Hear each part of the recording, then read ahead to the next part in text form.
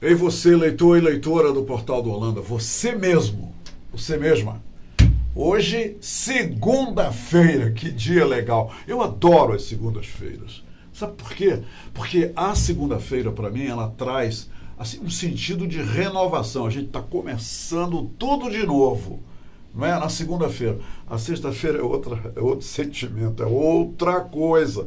Mas nós estamos na segunda e eu aproveito para desejar a todos vocês uma semana profícua, uma semana cheia de grandes realizações e que você possa, eu tento isso toda semana, eu não desisto nada, que você possa realizar pelo menos um sonho,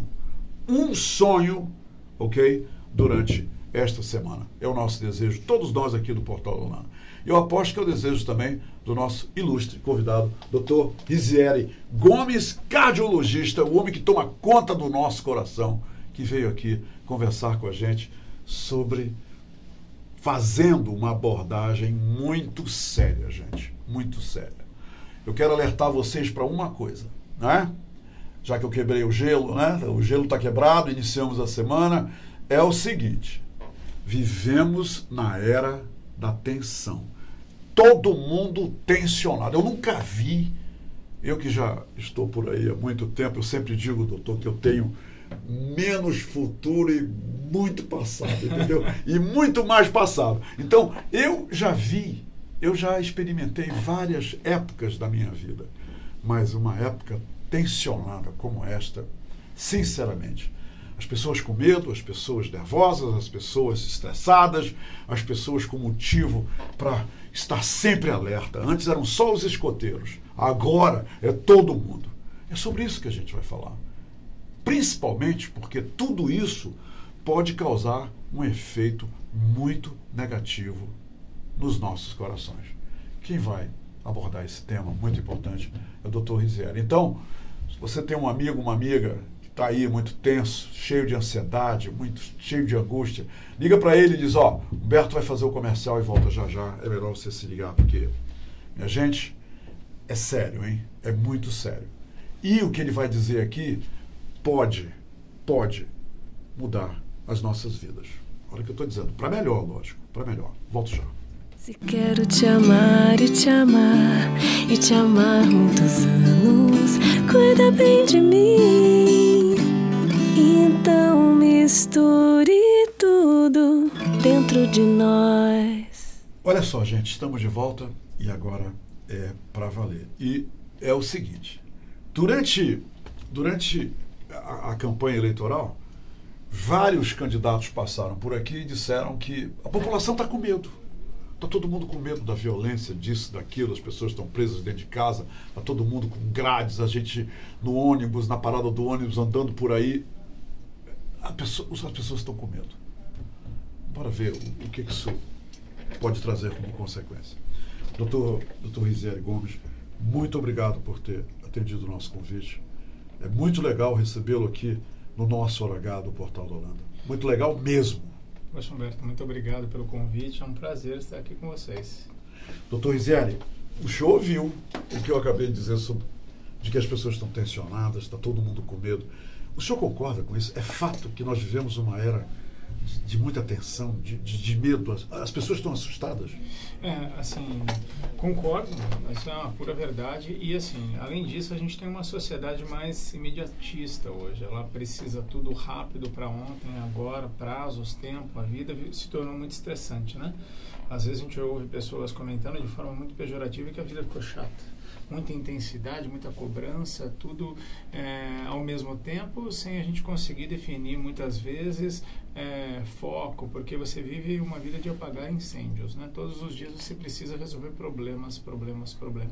Então, você tem dificuldade de controlar teu tempo, dificuldade de organizar tua vida, de estabelecer prioridades, né? E geralmente quando você corta a prioridade, a primeira coisa que você corta é teu cuidado pessoal, porque você tem tanto problema, tanto compromisso, que a hora que acaba o teu dia você só enxerga o repouso como benefício. Esquece de pensar que você pode fazer algo para beneficiar a tua saúde, né? Então você vive hoje numa rotina de medo, de apreensão, de uma velocidade assustadora de evolução. Hoje Você toma uma decisão aqui, no final da semana você já tem que mudar 2, 3 vezes, porque você não consegue planejar eventualmente a tua vida, né? Então é o perfil da população hoje. Doutor Rizieri, como é que a gente...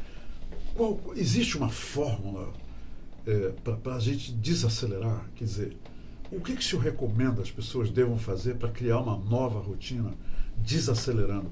O lazer é uma fonte de desaceleração, doutor? Sim, Humberto, acho que isso é o que se fala. Hoje a gente ouve diversos cursos, até mesmo a gente os coachings, e que priorizam o quê? O que é mais importante é você fazer escolhas. É importante a gente saber que a gente saber da nossa limitação, que a gente não consegue fazer tudo e tudo ao mesmo tempo. Então, o lazer é importante, sim. Fazer a tua atividade física é importante, sim. A gente costuma dizer sempre no consultório que é extremamente importante você cuidar da tua saúde para que você não tenha que cuidar de doença, né? Então, cuidar da saúde é muito difícil, Humberto. Uma vez que é algo subjetivo, você só dá valor quando perde, quando você tem, você não pensa nela. Você pensa nela quando não tem mais. Cuidar da saúde é algo nostálgico, né? Você vai lembrar da saúde o dia que você deixa de tê-la, né? Porque alguma coisa te tira da zona de conforto. Então, eu costumo diferenciar 2 coisas no consultório, diferenciar entre medo e fobia. O medo faz você tomar cuidado. Eu tenho medo de ser assaltado naquela rua, eu não passo naquela rua. Eu tenho medo de me infartar, então eu tento ter uma rotina de vida mais saudável. Minha família teve AVC, eu tenho medo de ter AVC, então eu controlo minha pressão, eu frequento o médico diariamente não, mas anualmente, eu faço uma alimentação mais saudável, eu pratico atividade física. A fobia faz você congelar, a fobia faz você perder o raciocínio, que muitas vezes a gente encontra isso, pessoas que têm medo de andar de avião, não sobem no avião, pessoas que e congelam, né, doutor? Não congelam, fazem. Perdem o raciocínio. Você tem medo de andar de avião, não anda de avião. Não anda de avião. Não conhece tudo que o mundo oferece para nós. Tem um medo de altura, não sobe nada. Quer dizer, há um congelamento, não é isso? Congelamento. E isso atrapalha, isso traz consequências negativas para o organismo, doutor? Assim, imagina o seguinte, que o teu organismo ele é movido pelo cérebro, e quando você tem um quadro fóbico, você começa a descarregar uma série de hormônios que vão refletir no teu coração com aumento de frequência cardíaca, com palpitações e taquicardias, com sensação de aperto no peito, muito parecido às vezes com um infarto. E às vezes você observa que é uma tempestade de ansiedade na vida da pessoa, que ela não consegue mais lidar com aquela situação. Doutor Rizieri, eu tenho uma informação aqui, que é a seguinte, é que a ansiedade, os transtornos de ansiedade, né, que é uma coisa relativamente nova, que a medicina está lidando, quer dizer, as pessoas começam a conviver com esses transtornos e tudo mais. A Organização Mundial de Saúde diz que quase 10% da população brasileira convive com essa doença, quer dizer, o transtorno da ansiedade, seguido do Paraguai com 7,5%. E em todo o mundo o diagnóstico alcança mais de 250 milhões de pessoas. E já é um caso de saúde pública, não é, doutor? Um transtorno de ansiedade. E como é que o senhor define esse transtorno? Como é que ele se apresenta? Então, ele se manifesta de diversas maneiras e, assim, o grande problema é que ele é muito parecido com uma doença cardiovascular. Pessoas com sensação de morte, com angústia, com aperto no peito, com falta de ar, com uma falta, assim, você não consegue manter o raciocínio lógico, você perde realmente o controle sobre a tua vida. E o que a gente orienta? Em casos assim, peque pelo excesso. É importante a gente ressaltar que muitas vezes as pessoas vão dizer, então quer dizer que isso aí pode ser ansiedade? Então, qual que é a dificuldade de você tratar a ansiedade? Vamos voltar um pouquinho. É que a pessoa acha que consegue resolver sozinho. O grande problema... Um grande número de pessoas acha que resolve a questão da ansiedade? Porque a hora que a gente está no consultório, a gente identifica aquele paciente com potencial quadro de ansiedade, para quem que a gente recomenda? A gente orienta de forma muito, muito suave uma avaliação psiquiátrica. Porque é o profissional capacitado... Chega a esse ponto, doutor? Chega a esse ponto. E quanto mais precoce o tratamento, melhor o resultado. O grande problema é que quando a gente indica esse profissional, a gente conta com aquele preconceito do que o psiquiatra cuida de loucos. Claro. Então, assim, daí este é o problema, porque a ansiedade é um problema que às vezes você chega no fundo do poço, Porque quem percebe a ansiedade? Quem está do lado. Às vezes a pessoa acha própria que pessoa ela tem a não dificuldade. identifica os sintomas. Isso. Então, às vezes, numa consulta, naquela fração de tempo do dia dela que está conosco, a gente consegue perceber que pelas queixas, pelo comportamento, aquela pessoa tem um perfil ansioso. E que muitos dos sintomas que ela vem buscar ao cardiologista estão associados a doenças psicossomáticas, né? E quando a gente vai indicar, a gente tem que tomar todo o zelo para a gente não quebrar a relação médico-paciente, para que o paciente não fique, de certa forma, até ofendido pela indicação. E o que é péssimo, porque a doença, assim, cerca de 4% da população mundial sofre desse problema. É muita gente. E impacta no coração, impacta em diversos fatores que também corroboram para o aumento da incidência da doença cardiovascular, como obesidade, qualidade de sono, hipertensão, todas doenças que As pessoas podem ficar agressivas também, doutor, como uma consequência da ansiedade? Tanto agressivas quanto depressivas, né? Então, assim... Que são os dois polos. São os dois polos. Então, assim, você falou um dado relevante, que são quase 10% da população brasileira, e tem um outro dado que saiu agora também, cerca de 5% da população brasileira é depressiva. 5% da população brasileira, é muita gente. 5% de toda essa população brasileira é depressiva. É depressiva. Ela é pré-depressiva ou é depressiva? Já está diagnosticada como... de depressão. De depressão. Isso. Então, assim, já passou para um profissional e já tem o diagnóstico.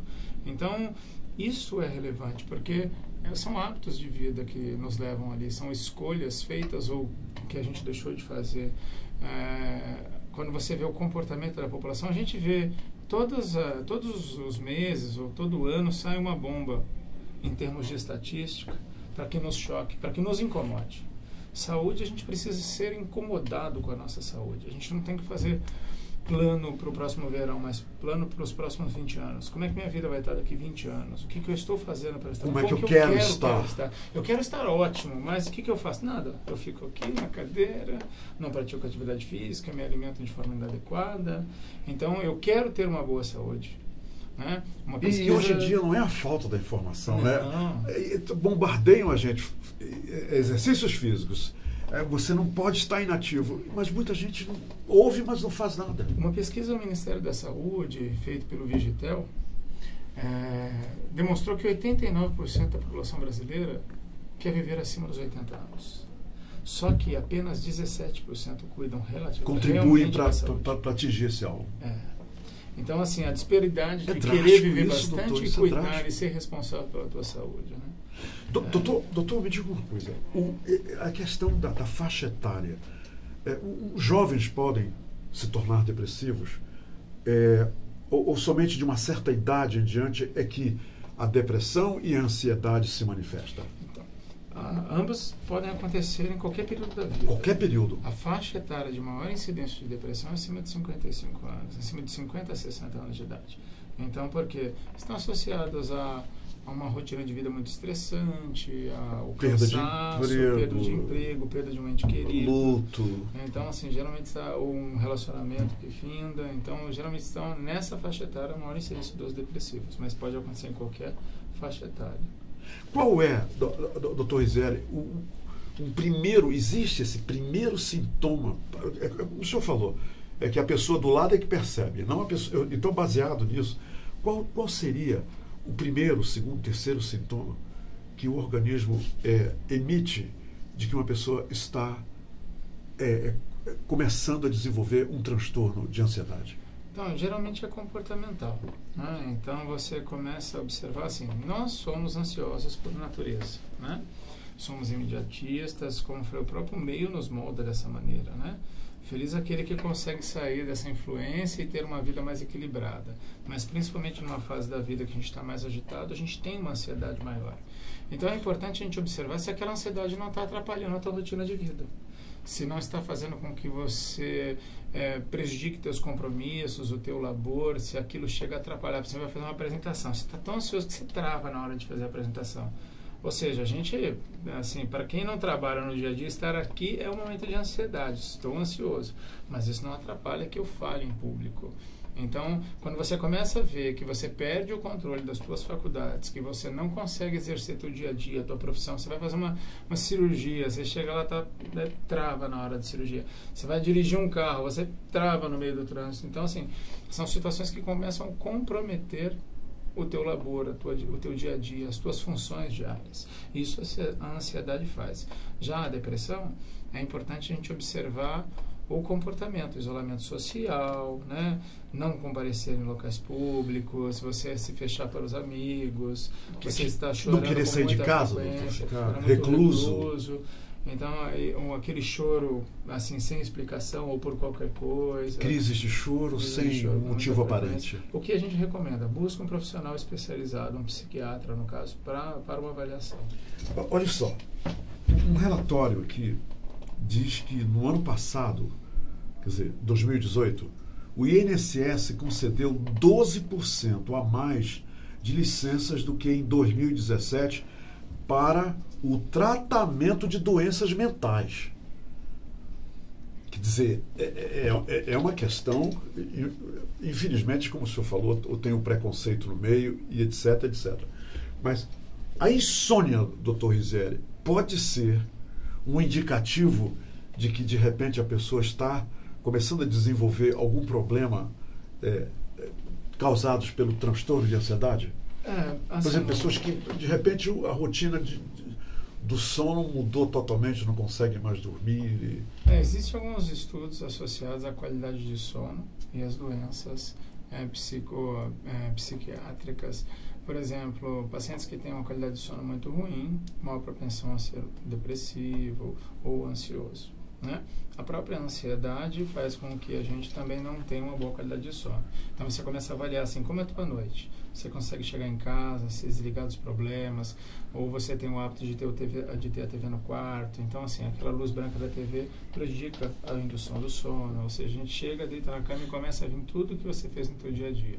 Então, assim, é importante você identificar, porque às vezes a insônia causa doença psicossomática. Daí a gente começa a falar da piada do ovo e da galinha, né? Quem veio primeiro? Né? A insônia causou o distúrbio emocional, o distúrbio do dia a dia dele, ou a ansiedade piorou a qualidade de sono.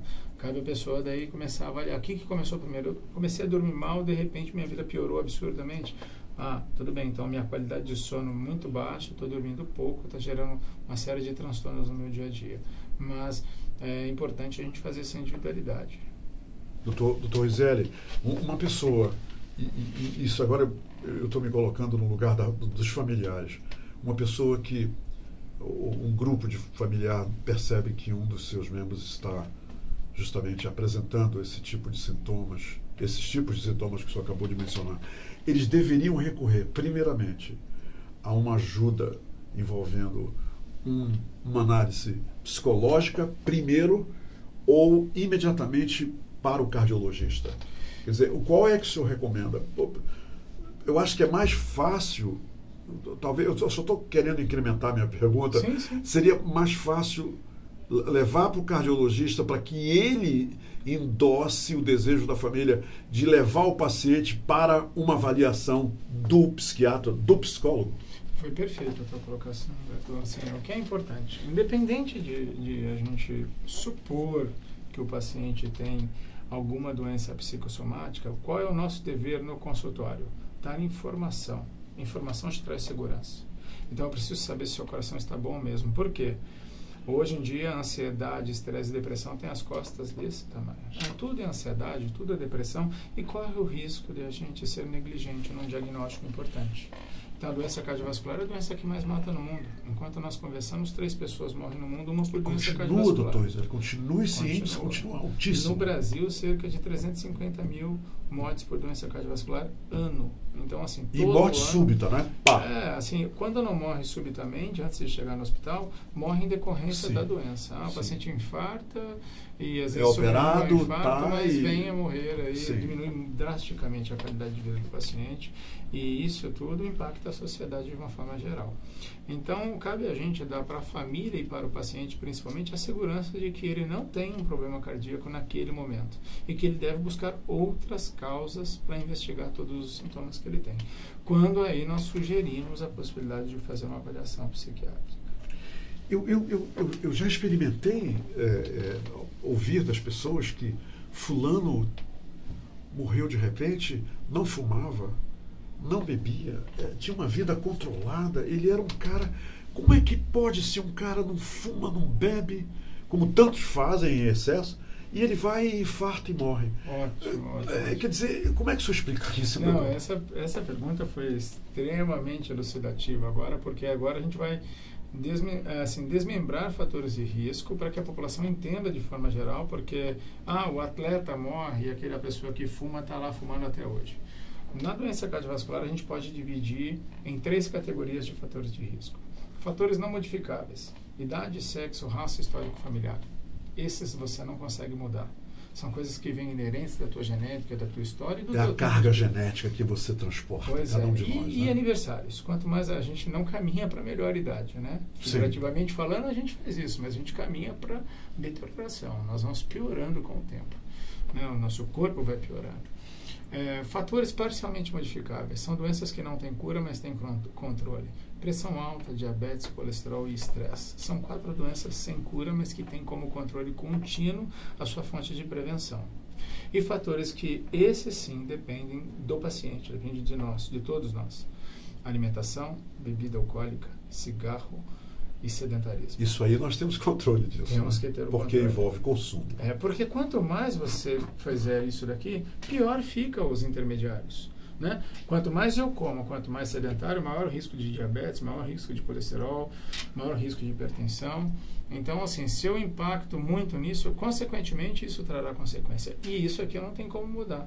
Então, ter uma alimentação saudável, você combate um fator de risco. Praticar atividade física, você combate mais um fator de risco. São apenas 2 de 12. Entendi. Então, assim, nós podemos ter outros 10 fatores de risco que também propiciam o que você faz doença aqui cardiovascular. afeta positivamente ali. Pois é.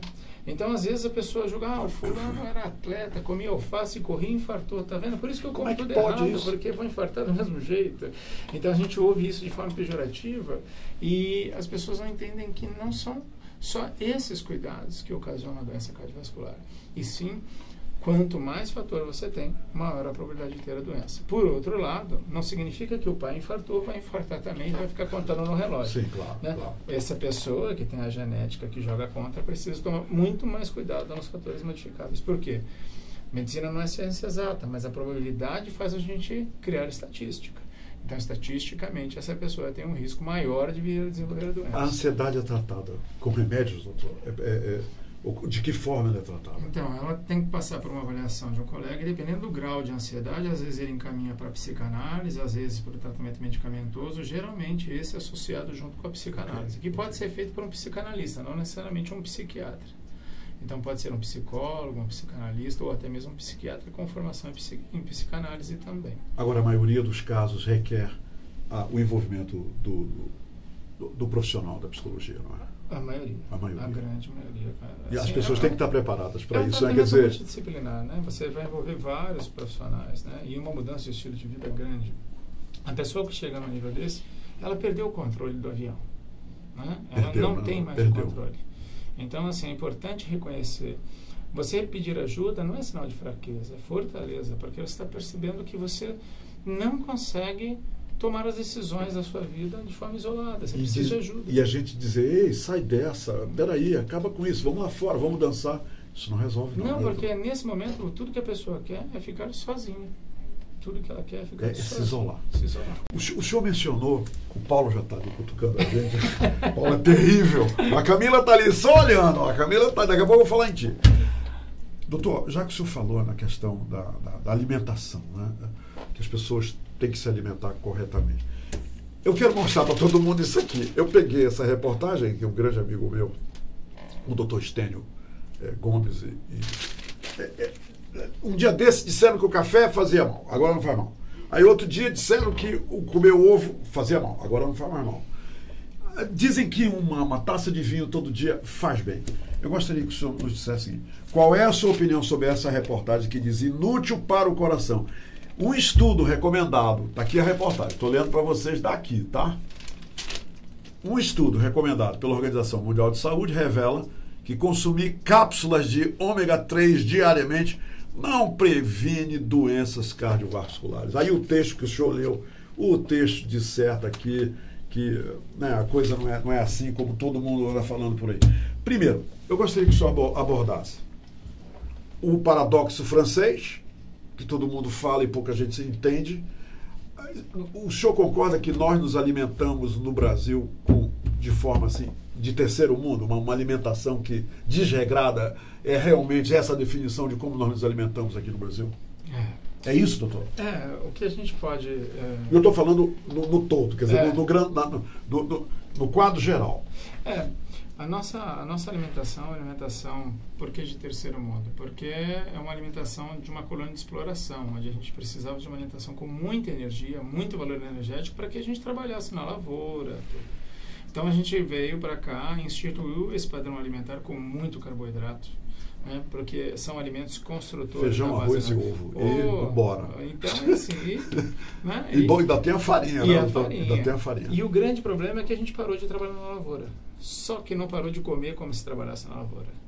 Então, a gente tem um hábito de arroz e feijão, é o prato do brasileiro. E tem gente que ainda coloca o macarrão, né? Aí adiciona o macarrão, batata, faz aquele prato de pedreiro, não é? Né? E vambora. E assim, como hábito, fazemos 3 refeições ao dia. A hora que você acorda, na hora do almoço, na hora do jantar. É verdade. Então, assim, não temos o hábito de nos alimentar de forma adequada, como manda o figurino. E quando a gente ouve o nutricionista falar, até parece, esse cara é horrível, come 5 refeições ao dia, não trabalha. Mas agora nessa onda vegana, poxa, né? Então, assim, o grande problema é que não é simplesmente o que come, mas é você começar a ler e a ver conceitos calóricos, índice glicêmico, valor calórico, valor nutricional, pessoas que manter o olho nesses resultados, né? É você chegar no supermercado, olhar o rótulo do alimento, você vê que tem os 2 iogurtes, ambos são 0, um tem 300 calorias, o outro tem 120 calorias. E os 2 são 0. Então, assim, ser 0 não significa baixo teor calórico. Existem alguns estudos comportamentais que dizem que por ser 0 e light, a pessoa consome até 50% a mais, pelo fato de ter, teoricamente, a ideia de ser 0. Então, faz sentido. Eu lembro que num jornal, há alguns anos atrás, colocaram um adesivo detox em vários alimentos, inclusive numa peça de picanha, e as pessoas pegavam pelo fato de estar escrito detox.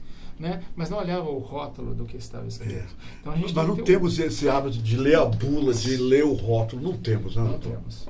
E não temos, e é relevante, porque você vai pegar um suco de caixinha, lá tem sal, tem sódio, que é um conservante. Então as pessoas, por exemplo, a Organização Mundial de Saúde recomenda que a gente faça ingesta de 3 a 4 gramas de sódio dia. O brasileiro, em média, ingere de 9 a 12 gramas de sódio dia. O brasileiro faz janta um almoço e almoça uma janta. Quer dizer. Pois é. Sobre o salmão e o ômega 3, o que o senhor diz? O que foi encomendado foi uma análise de um perfil de 79 estudos, onde essas pessoas tinham um grupo que faziam uso e outro grupo que não fazia uso. Da pastilhazinha, da ômega 3. Observou-se que não houve diferença no grupo que tomava e não tomava.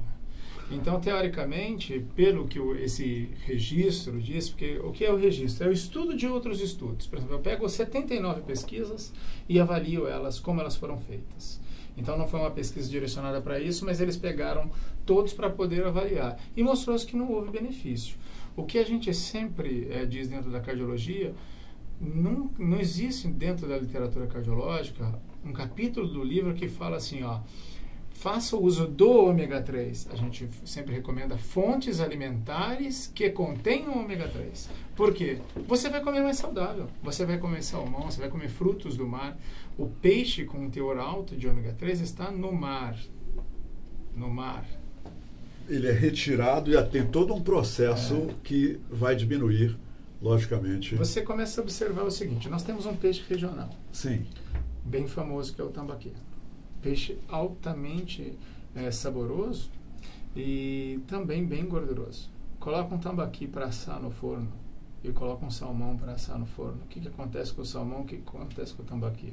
O tambaqui brota uma gordura, o salmão resseca absurdamente se passar do ponto.